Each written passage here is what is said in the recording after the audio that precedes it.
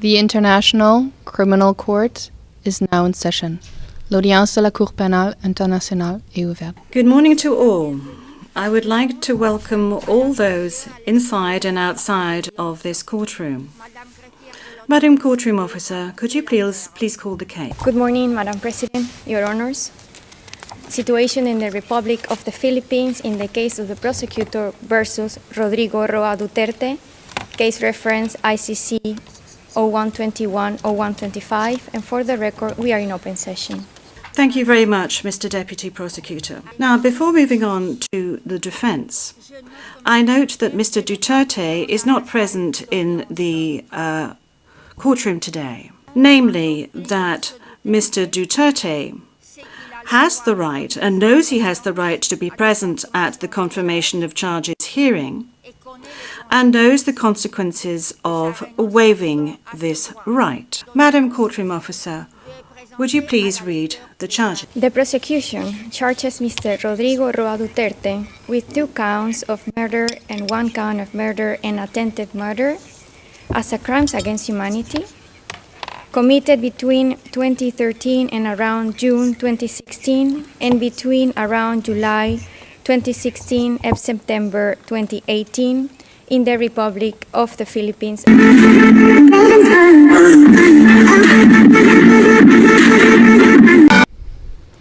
The International Criminal Court is now in session. L'audience de la Cour pénale internationale est ouverte.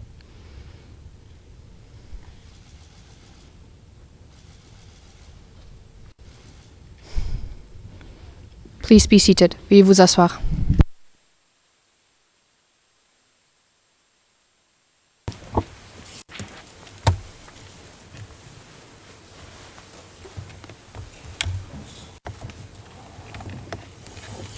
Bonjour à tous. Good morning to all. I would like to welcome all those inside and outside of this courtroom. Madam Courtroom Officer, could you please call the case? Good morning, Madam President, Your Honors. Situation in the Republic of the Philippines in the case of the prosecutor versus Rodrigo Roa Duterte, case reference ICC 0121-0125, and for the record, we are in open session. Merci beaucoup. Thank you very much. I am now going to ask the parties and participants to introduce themselves. Starting by Mr. Deputy Prosecutor. Could I please ask you to introduce yourself and to confirm to me whether the list of your team members that I received before the hearing is correct? Thank you, Madam President. Your Honours. The Office of the Prosecutor is represented today by myself, I'm Niai, Deputy Prosecutor. By my side, I have James Miriti, Case Manager. I have Mr. Julian Nichols, Senior Trial Lawyer. And behind us, we have Mr. Edward Jeremy, Trial Lawyer, Madam Robin Croft, Trial Lawyer, Madam Maria Berdenikova, Trial Lawyer, and lastly, Hannah Allen, Associate Trial Lawyer. These are the individuals comprising our team today, and I thank you. Thank you very much, Mr. Deputy Prosecutor. Now, before moving on to the defense, I note that Mr. Duterte is not present in the courtroom today.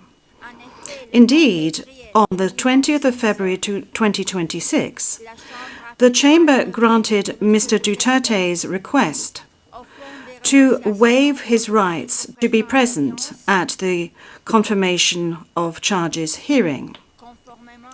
Pursuant to Article 61(2)(a) of the Rome Statute and Rule 124 of the Rules of Procedure and Evidence. In this decision, number 387, the Chamber concluded that the conditions contained in the provisions were fulfilled, namely that Mr. Duterte has the right and knows he has the right to be present at the confirmation of charges hearing and knows the consequences of waiving this right. However, Mr. Duterte's counsel is present today to represent him. Counsel, could you please introduce yourself and confirm to me that the list of your team members that I received before the hearing is indeed correct? Good morning, Madam President. Good morning, Your Honours. Indeed, the list before you is correct. May I introduce my team? To my left, I have Dr. Dov Jacobs. To my right, I have Ms. Havnit Sethi. Sitting next to her is Maître Alexandre Dezev-Dabi. Behind him, Attorney David Rankati. Sitting next to him, Maître Sandrine de Sena. And our two further lawyers, we have Nicolas Rousseau and also Kaylin Chen.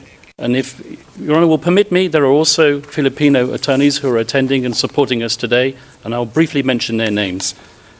Maître Salvador Mediadea, who Your Honours are familiar with from the initial appearance, Attorney Martin Delgras, Attorney Silvestre Bello, Attorney Alfredo Lim, Attorney César Doulay, and of course, Attorney Salvador Panello. Thank you very much. Merci beaucoup, maître. J'ai envie de... Thank you very much, Counsel. I would like to now call upon the legal representatives of victims to present them, to introduce themselves and confirm to me that the list of your team members I received before is correct. Victims participating in this proceeding are represented today by Mr. Joel Butuyan, Mr. Gilbert Andres, myself, Paulina Masida, and I confirm the list of our jurists who assist us today as provided to the court officer. Thank you very much. Merci beaucoup, maître Masida. Thank you very much, Maître Masida. Thank you. On my right, I have Judge Rain Adelaide, and I have Judge Adelaide Sophie Alapina Gansu, and to my right I have Maria del Socorro Flores Liera. And I am Julia Antonuela Motok, and I am the presiding judge in Pretrial Chamber 1 of the court. This hearing concerns the confirmation of charges by the prosecution against Mr. Duterte. At this stage of pretrial proceedings, the OTP alleges that Mr. Duterte is responsible for the crimes that the court officer shall read out shortly. The Chamber shall not take any decision with regard to the guilt or innocence of Mr. Duterte during this hearing. Indeed, the role of the Chamber is to determine whether there is sufficient evidence to establish substantial grounds to believe that Mr. Duterte committed the crimes with which he is charged. If all or part of the charges are confirmed, the Chamber will refer the case to trial, where the trial chamber will decide upon the innocence or guilt of Mr. Duterte. The general principles to be applied at the hearing are as follows. The suspect, in accordance with Article 66 of the Rome Statute, the suspect is considered to be innocent until his guilt has been proven by the court. The burden of proof is upon the OTP, which must produce sufficient evidence to prove the charges against Mr. Duterte at the required standard of proof, at Article 61, paragraph 7 of the Rome Statute. Finally, the defense enjoys, or the suspect enjoys, all the rights listed at Article 61, paragraphs 6 and 67 of the Rome Statute. The hearing shall take place according to the schedule contained in the order dated the 26th of January 2026, document number 359. The parties and participants must respect the allocated speaking times indicated in this order. I would like to remind the parties and participants that oral remarks must be concise and that repetition of previously presented arguments should be avoided. In addition,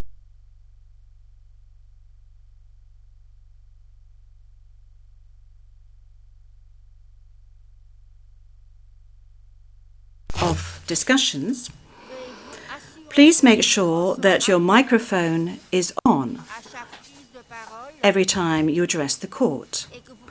And please speak slowly and mark pauses between each sentence. Generally speaking, the hearing will be held in open session, and parties and participants will refrain from mentioning the names of victims and witnesses. They will only refer to them by their pseudonym or their code.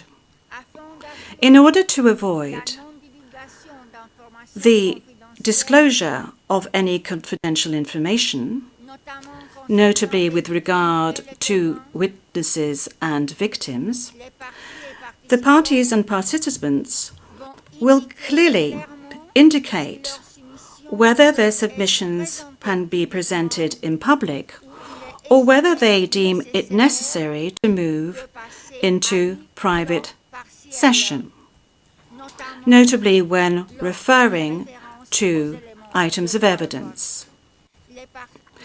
The parties and participants will clearly indicate when it is no longer necessary to remain in private session.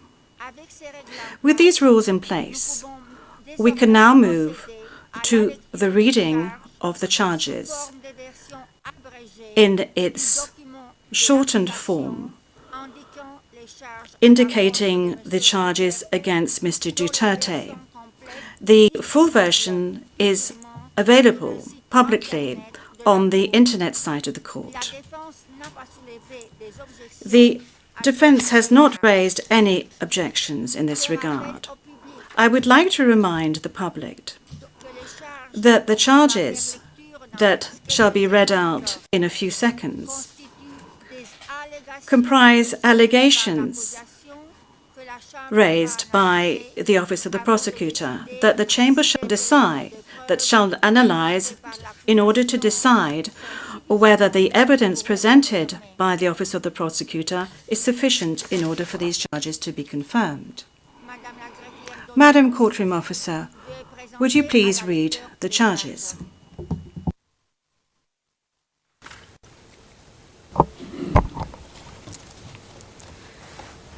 The prosecution charges Mr. Rodrigo Roa Duterte with 2 counts of murder and 1 count of murder and attempted murder as a crimes against humanity committed between 2013 and around June 2016 and between around July 2016 and September 2018 in the Republic of the Philippines as follows. Count 1. Murder of 19 victims alleged to be criminals, including 3 children, who were killed in or around Davao City in the Philippines between 2013 and around 2016 by members of the Davao Death Squad, while Mr. Duterte was the mayor of the Davao City pursuant to Article 71A of the Rome Statute. Count 2. Murder of 14 victims labeled as high-value targets for their alleged criminality, who were killed in locations across the Philippines between around July 2016 and July 2017 by a network of perpetrators comprising state actors and others, referred to as the National Network, while Mr. Duterte was the President of the Philippines pursuant to Article 71A of the Rome Statute. And count 3, murder and attempted murder of 45 victims, comprising 43 murders and 2 attempted murders of persons alleged to be criminals, including 3 children who were targeted in barangay clearance operations in locations across the Philippines between around July 2016 and September 2018 by members of the national network, while Mr. Duterte was the president of the Philippines pursuant to Articles 71A and 25(3)(f in respect of the attempted murder of the Rome Statute. The prosecution alleges that Mr. Duterte is individually criminally responsible for all 3 of the above counts as follows. First, as an indirect co-perpetrator pursuant to Article 25(3)(a of the Rome Statute. At least between 1st November 2011 and 16 March 2019, Mr. Duterte and his co-perpetrators shared a common plan to neutralize alleged criminals in the Philippines, including individuals perceived or alleged to be associated with drug use, sale, or production, through violent crimes including murder. Mr. Duterte and his co-perpetrators implemented this common plan through the hierarchically organized structures of the Davao City Police and Davao Death Squad, and then the national network. Within the framework of the common plan, Mr. Duterte made essential contributions to the crimes in counts 1 to 3 by A. Designing and disseminating the police to neutralize alleged criminals, both in his role as a mayor of the Davao City and also during his presidential campaign and as a president, including by endorsing the anti-illegal drugs campaign Double Barrel. B. Establishing and overseeing the DDS. C. Instructing and authorizing violent acts, including murder, to be committed against alleged criminals, including alleged drug dealers and users. D. Providing personnel and other necessary logistic resources, such as weapons, including those to be used in the execution of the crimes. E. Appointing key personnel to positions which were crucial to the execution of the crimes. F. Offering financial incentives and promotions to police officers and hitmen to kill alleged criminals. G. Creating and maintaining a system in which perpetrators knew they would be protected, including through promises of immunity and shielding perpetrators from investigation and prosecutions. H. Making public statements authorizing, condoning, and encouraging killings of alleged criminals, both as a mayor of the Davao City and as a president of the Philippines. I. Authorizing state actors to take part in the anti-drugs campaign and temporarily revoking such authorization, including to placate public outcry. J. Publicly naming individuals and holding up charts from lists of alleged criminals, including so-called high-value targets, some of whom were subsequently killed. Second, in the alternative, Mr. Duterte is charged with ordering and/or inducing the charged crimes pursuant to Article 25(3)(b of the Rome Statute, and/or aiding and abetting these crimes pursuant to Article 25(3)(c) of the Rome Statute.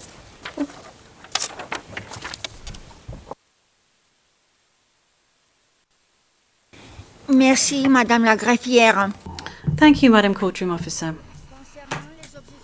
With regard to objections and observations under Rule 122, paragraph 3 of the Rules of Procedure and Evidence, the Chamber notes that the defense submitted a number of written observations and the last of which was on the 16th of February 2026, to which the OTP and the legal representatives of victims responded, respectively, on the 17th and the 18th of February 2026. On the 20th of February 2026, the Chamber dismissed, in its public decision, the defence's objections. In specifying that the defense and the Office of the Prosecutor are not permitted to reiterate the same arguments already presented in the filings mentioned, that they filed to date in this case, I will now ask if the parties wish to make any oral submissions on this point before moving to the opening statements. Mr. Deputy Prosecutor? Mr. Nyang, we do not have any submissions to make in this regard. Thank you very much, Mr. Deputy Prosecutor. Counsel? Madam President, we have no observations. Merci beaucoup, Maître Kaufmann.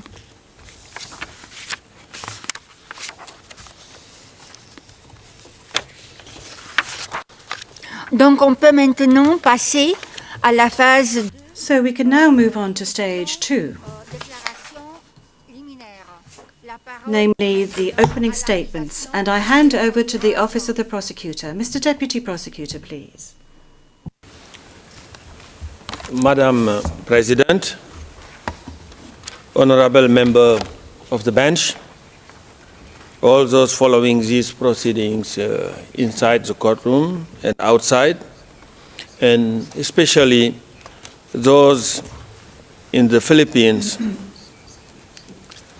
Today marks an important day for international justice for the people of the Philippines, for the victims, and for this court.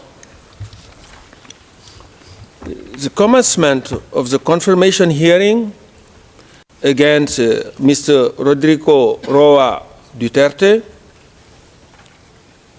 is a reminder of the court's unwavering commitment to its mission to investigate and prosecute individuals for the most serious crimes of concern to the international community and to bring justice to the thousands of victims of the mass crimes and atrocities perpetrated in the Philippines.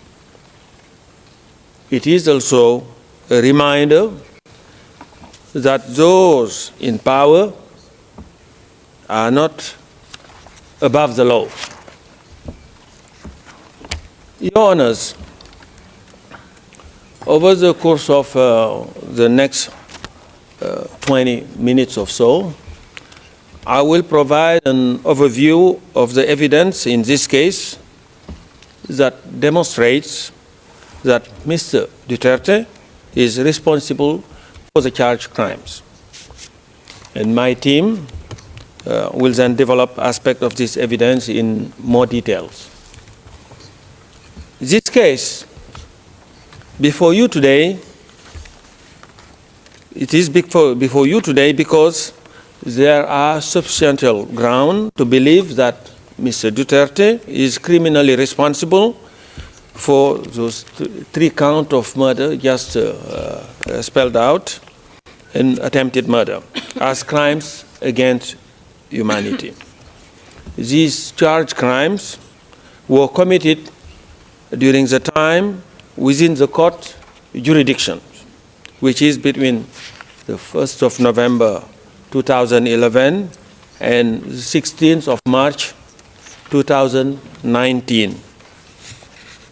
At first, they were committed in and around Davao City, where Mr. Duterte was a mayor, and then expanded across the rest of the Philippines when he became president.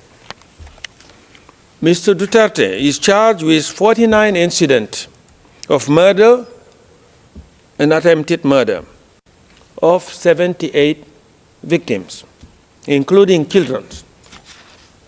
These murders and attempted murders were part of a widespread and systematic attack that overall resulted in the killings of thousands of civilians across the country during the relevant time frame. Thus, the charged incidents are merely a fraction of the overall criminality that resulted from Mr. Duterte's so-called war on drugs. What is Mr. Duterte's core contribution? Your Honors, Mr. Duterte played a pivotal role in the commission of the charged crimes. His contribution was essential, as he was at the very heart of the common plan to use his words, to neutralize alleged criminals in the Philippines, including through murders. The victim included individuals associated with or perceived to be associated with drugs. One of the first things Mr. Duterte did when he became the mayor of Davao back in 1988 was to create the infamous Davao Death Squad, otherwise known as DDS. As you will have seen from the prosecution pre-confirmation brief, Mr. Duterte personally instructed Death Squad members that their mission was to kill criminals and suspected criminals, including drug users and dealers, also referred to as drug pushers. The death squads carried out this mission well into the charge period through 2011 to 2016, perpetrating the crimes charged in count 1. Your Honors, Mr. Duterte's criminal plan and his intent were no secret. He not only shared them with his co-perpetrators and members of the death squad, but also made them abundantly clear to the general public in the numerous public statements that he made time and again.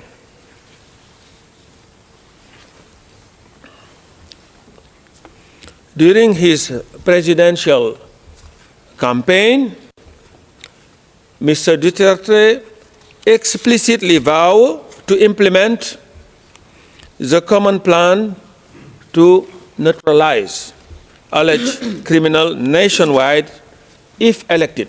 This was his program to be elected. He publicly announced his intention to eradicate corruption, criminality, and drugs in 3 to 6 months. And this is what he said.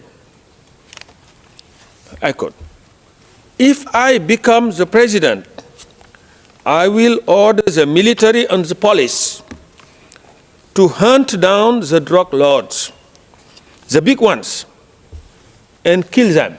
That's what he said. And this can be found at tab 12 of the prosecution list of material.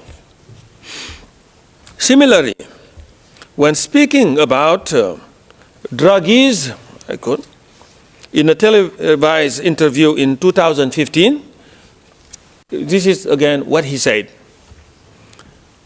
"If I become president, you will all get wiped out. I will order your execution within 24 hours. That's what he said. That I quote directly from his word.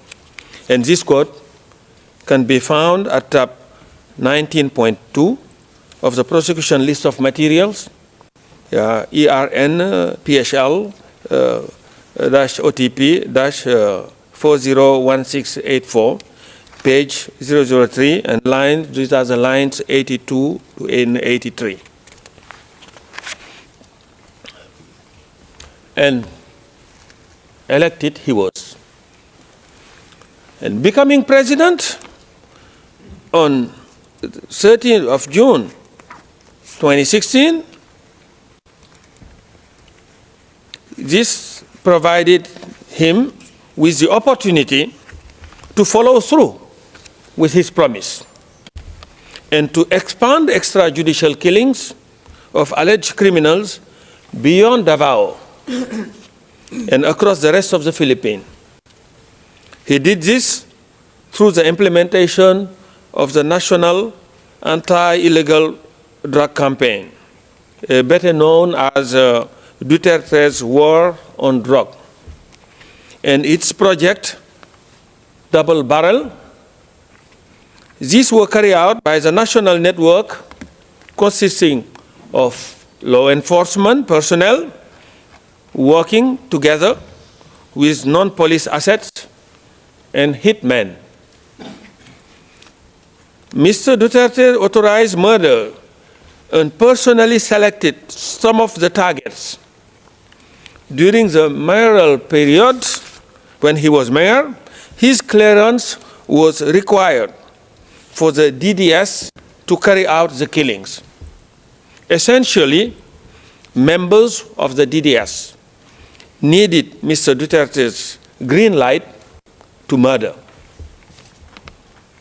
And during the presidential period, Mr. Duterte has continued to personally identify some of the targets, including by publicly naming those he claimed were involved in illegal drug trade or in other forms of criminality.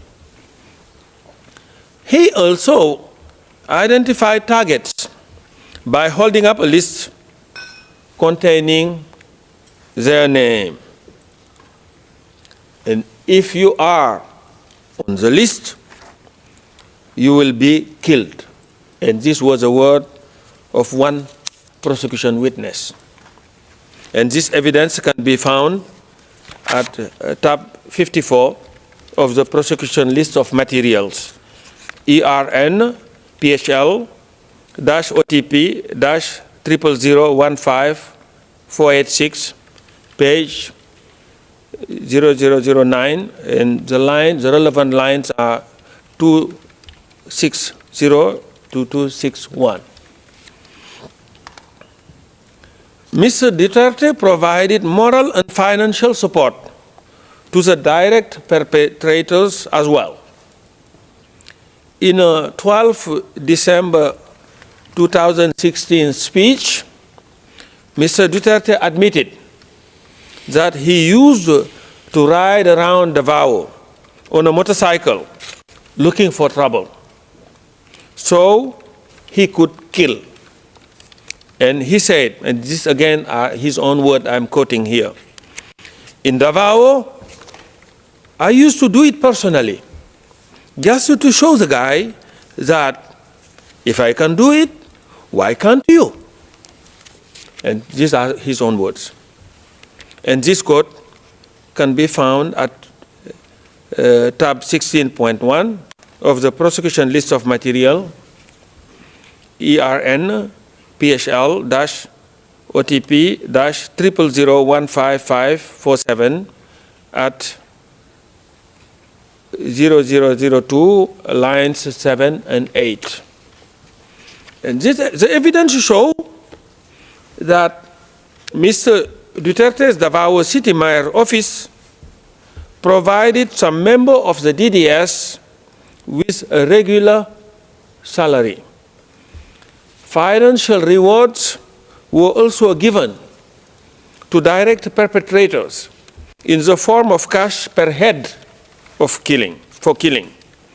And at a press conference in 2013, Mr. Duterte stated that shoot to kill orders and reward are, and I quote him, are legitimate tools of government to fight lawlessness. This is his own word. And if he surrendered to me or his carcass dead, then I double the price. And again, yeah, and that was what he boasted. This quote can be found at tab 17.2 of the prosecution list of materials, PSL-OTP-00094932 at 0002, and the relevant lines are lines 7 to 11. Deaths of drug personalities killed in anti-drug operation were endorsed by Mr. Duterte's administration and listed as official accomplishment in public reporting. Your Honors, as you will have seen from our confirmation brief, Mr. Duterte also provided the direct perpetrators with weapons, ammunition, and logistical support to facilitate the commission of the charged crime. And he also had control, wide control over those crimes. And let me now turn specifically to that control. As mayor of Davao and later as president of the Philippines, Mr. Duterte wielded ultimate influence and authority over the physical perpetrators of the crimes. As mayor, Mr. Duterte was chief executive of the Davao city government, with responsibility for exercising general supervision and control over all its activities. He had formal operational supervision and control over National Police Unit in Davao. As creator and head of the DDS, he also had de facto control over the death squad's members. When Mr. Duterte became president on the 30th of June 2016, he sat at the very apex of the political power structure in the Philippines.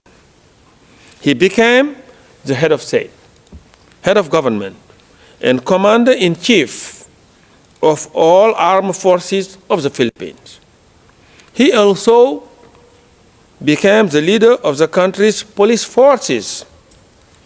This level of authority allowed him to wield de jure and de facto control over those implementing the common plan nationwide. Mr. Duterte's control over the crime is also apparent from his ability to interrupt their commission when he so chooses. And as outlined in our reconfirmation brief, he successfully suspended police anti-illegal drug operation on 2 occasions following public outcries in response to particularly notorious killings. On both occasions, the number of reported killings dropped significantly during the suspension, showcasing his control. So when he asks people to act, they act. When he asks them to refrain, they do so. So they oblige. So Mr. Duterte was well aware of the authority he had over the perpetrators. In a speech given to the National Bureau of Investigation in November 2016, he expressly acknowledged his position of power. And this is what he said.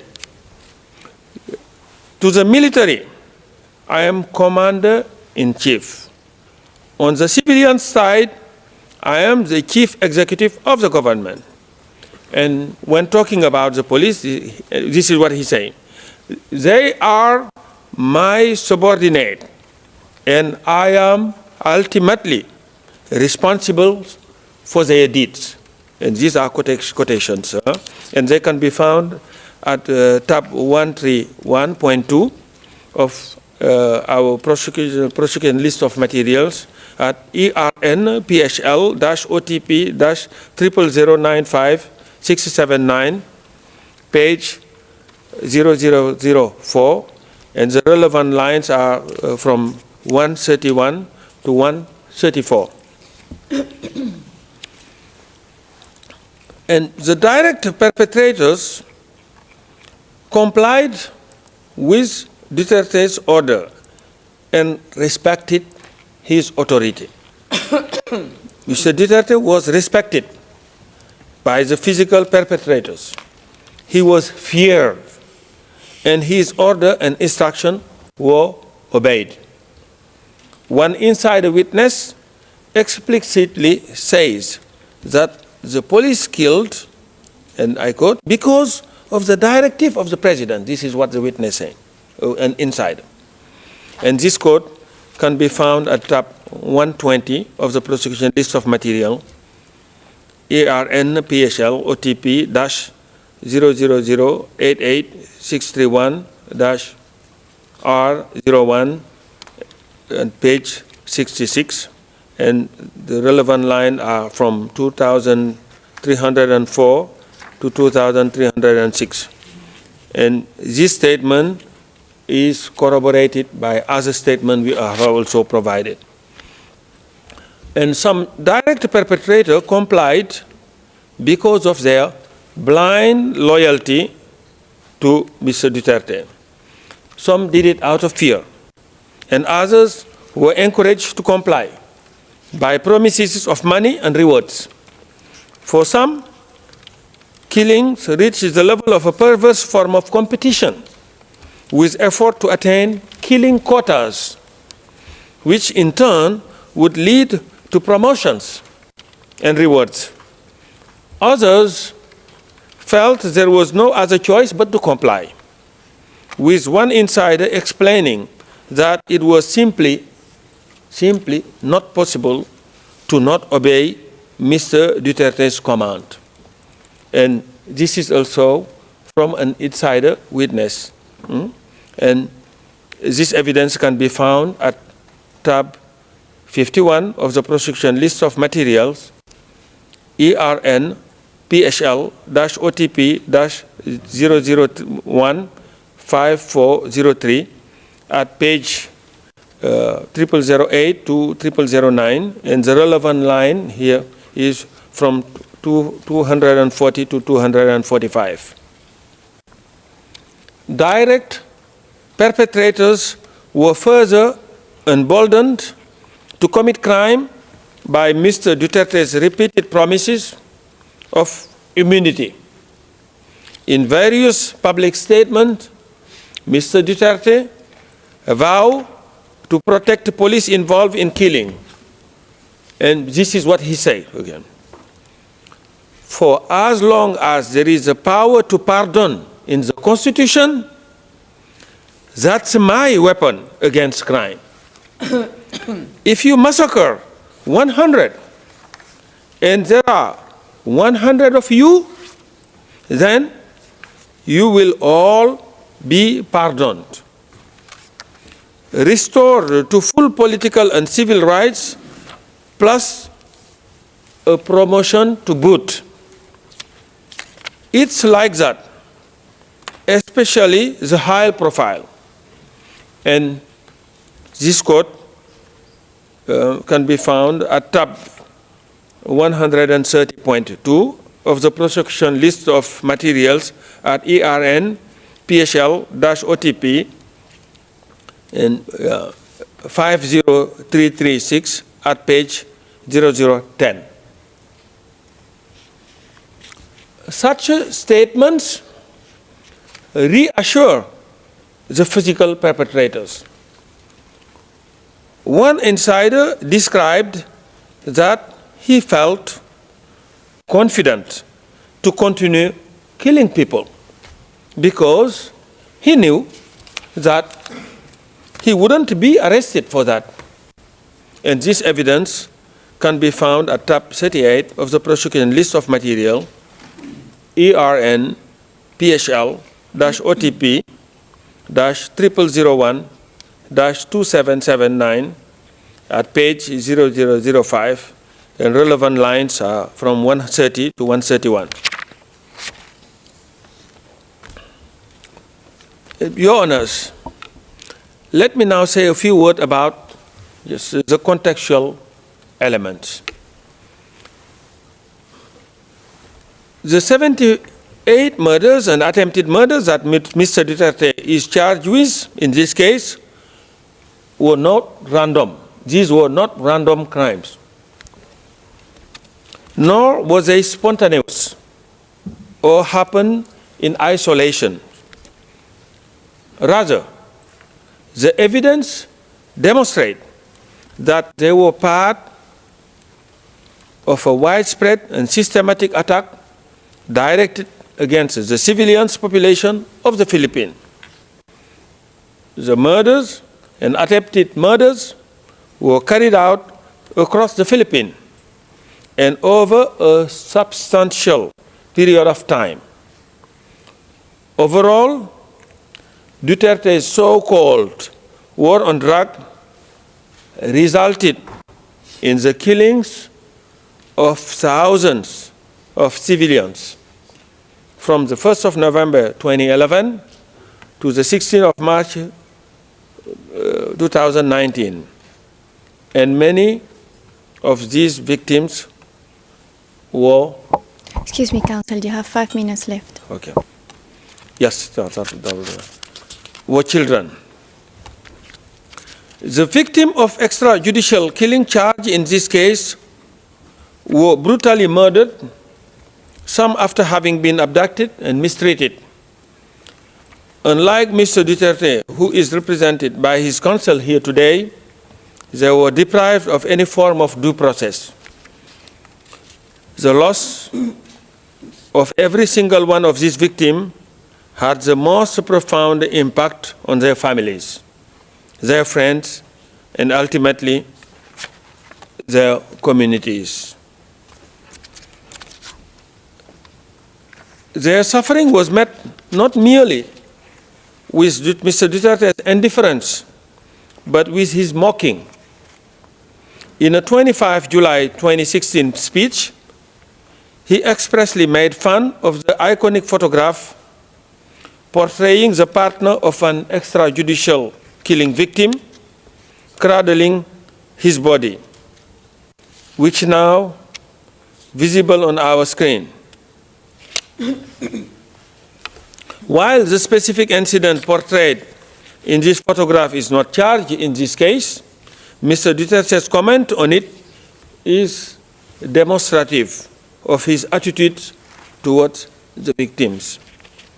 In reference to this photo, Mr. Duterte, this is what he said. Those of you who are still sober, those who haven't tried illegal drugs, if you don't want to die or get hurt, don't rely on the priest, including human rights advocate. They won't be able to prevent death. So, don't do it. And then, there you are, sprawled on the ground, and you are portrayed in a broadsheet like Mother Mary cradling the dead cadaver of Jesus Christ. That's how they are creating dramas here. This is what he said. And this quote can be found at tab 128 of the prosecution list of material at ERN PHL-OTP-50335, page 0008. And of course, the question of whether Mr. Duterte had knowledge and intent, of course, it goes without saying. Your Honors, Mr. Duterte intended and knew that the charged crime were occurring, or that they would occur in the ordinary course of events that he had set in place and put in motion. His intent and knowledge are shown by the multiple statements he made throughout his mayoral and presidential tenure, promising to reduce crimes by killing alleged criminals, promoting the common plan and urging police and even members of the public to kill alleged criminals. As detailed in the prosecution pre-confirmation brief, and as Your Honor will hear in the course of my team's presentation, Mr. Duterte also made statements directly acknowledging allegations of extrajudicial killings by his subordinates and issued written order showing he knew about the crimes they committed. Your Honors, the prosecution relies on significant and varied sources of evidence to demonstrate that substantial ground exists to believe that Mr. Duterte is criminally responsible for the crimes. This evidence includes multiple witness statements, including insider witnesses. It includes many speeches of Mr. Duterte himself, as well as the statement of his co-perpetrators. It also includes orders and other documents signed by himself. The prosecution further relies on official government documents, including material from the Philippine National Police. It relies on drug watch lists, on audio and video material, as well as on forensic and financial evidence. Your Honors, during the prosecution's subsequent presentation, my colleague will elaborate on some of these core evidence in more detail. Mr. Nichols will give a presentation on Mr. Duterte's background, followed by an overview of the evidence demonstrating his responsibility for the crime charged in count 1. This will be followed by the presentation of Mr. Jeremy behind me, who will speak about the evidence demonstrating Mr. Duterte's responsibility as President for the crime charged in count 2 and 3. And Ms. Croft, on my left, will then elaborate on the contextual element of crime against humanity and the mode of liability through which Mr. Duterte is responsible for the crimes alleged in this case. And to conclude, Madam President, Your Honor, while this court cannot reunite victims with their loved one, it can help reveal the truth about what happened to them and bring a sense of justice to the victim. The charges before you today are serious, and the evidence submitted require their confirmation.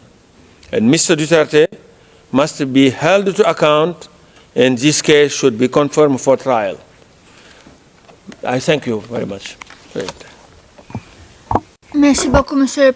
Thank you very much, Mr. Deputy Prosecutor. Now we are slightly in advance on our schedule. I will now hand over to the legal representative of victims for her opening statements until 11, and then after that you shall continue. Please proceed, ma'am.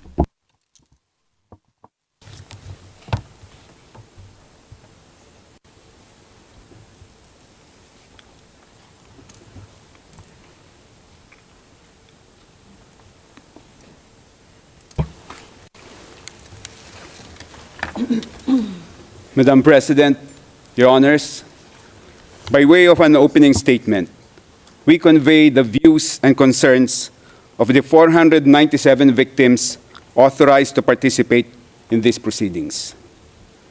At the outset, Your Honors, we communicate the very deep disappointment of the victims at the decision allowing Rodrigo Duterte not to be present in this stage of confirmation of charges. The sight of Mr. Duterte being read and being confronted with the grave and horrible charges against him would have constituted a vital component of justice for the victims. This case symbolically represents the last boat that the victims can board to go on a journey in search of justice for their loved ones who were brutally killed upon the orders of Mr. Duterte.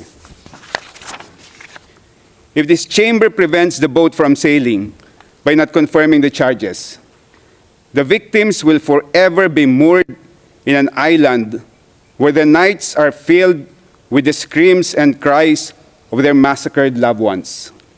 There is absolutely no other recourse for the victims. No less than former Philippine Justice Secretary Crispin Remulla admitted just a few months ago that the door to domestic justice is permanently closed for victims of the Duterte extrajudicial killings. Remulla declared, and we quote, "It is difficult to prove the case here and build up the case because those who need to speak are involved in the crime. There's nothing, not even a police report. You don't have a scene of the crime, you don't have ballistics, you don't have DNA." Remulla further declared, and I quote, "Everything that could be erased was erased so that the cases would not push through. That is why this has reached the ICC." Under the Philippine justice system, Your Honors, no criminal case can reach the courts unless they are initiated and filed by the Department of Justice or the Office of the Ombudsman. From Justice Secretary, Remulla has been appointed as Ombudsman. So the two gatekeepers of justice are successively occupied by a ranking official who has declared that there is absolutely no hope for domestic justice for the victims. If the charges are not confirmed in this case, one of the gravest concerns of the victims is that Mr. Duterte will return to the Philippines as a conquering hero. He will resume preaching his gospel of impunity. In fact, if Mr. Duterte could threaten to slap the judges of this court, which he did while he was president, this chamber should imagine the kind of terror-filled threats and the violent actions that can easily be used against the victims if the suspect walks free from this court. If the charges are not confirmed, it is a very serious concern of the victims that Mr. Duterte will be portrayed in history by his multitude of followers as the leader who vanquished the ICC and who cleansed his country of 30,000 rapists, murderers, and dangerous criminals, which were the scornful words he sweepingly used against all those who were killed in his murderous spree. Your Honors, Mr. Duterte has been in detention here in The Hague for almost a year now, but there has been no peace and rest for the victims. From the time their loved ones were killed and continuously up to this time, they lived in constant fear for their lives. The arrest and detention of Mr. Duterte has not stopped impunity in the Philippines. The virus of impunity that he spread all over the country has become a cancer that has metastasized, infecting millions of Filipinos. Mr. Duterte has created clones of himself. He converted millions of peace-loving citizens into bloodthirsty disciples who have become converts to the belief that violence and killings are valid solutions to societal problems. The killings masterminded by Mr. Duterte continue to have consequences for the victims even to this day because of his clones. These mini Dutertes harass, threaten, or commit outright violence against the victims and their families. As shown by the number of victims participating in this proceeding so far, many still fear to come out and tell their stories of how their lives became a living hell as a result of Mr. Duterte's crimes, and because they are constantly terrified of being targeted with violence by Duterte fanatics. Many victims have been hesitant to participate in this ICC case because they live in communities that thrive with Duterte clones. They see the halls of power of their country teeming with Duterte disciples. They see and hear senators, congresspersons, mayors, governors, and powerful public figures who are mini Dutertes. The daughter of Mr. Duterte is the vice president, and she has just recently declared that she is running for president in 2028. One Duterte son is a congressman. Another is the Davao City mayor, and his grandchildren occupy positions of power. The plague of impunity has spread not only among Filipinos in the Philippines, but even among expatriate Filipinos in faraway lands like here in The Hague. When we reported to the victims that we, their external legal representatives, feel like fugitives. Apologies, counsel, it's 11 o'clock.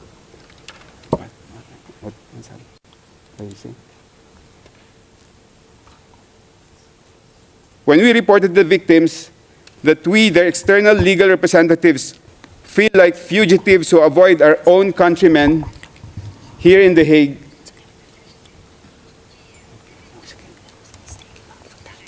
Merci beaucoup. Thank you very much, Council.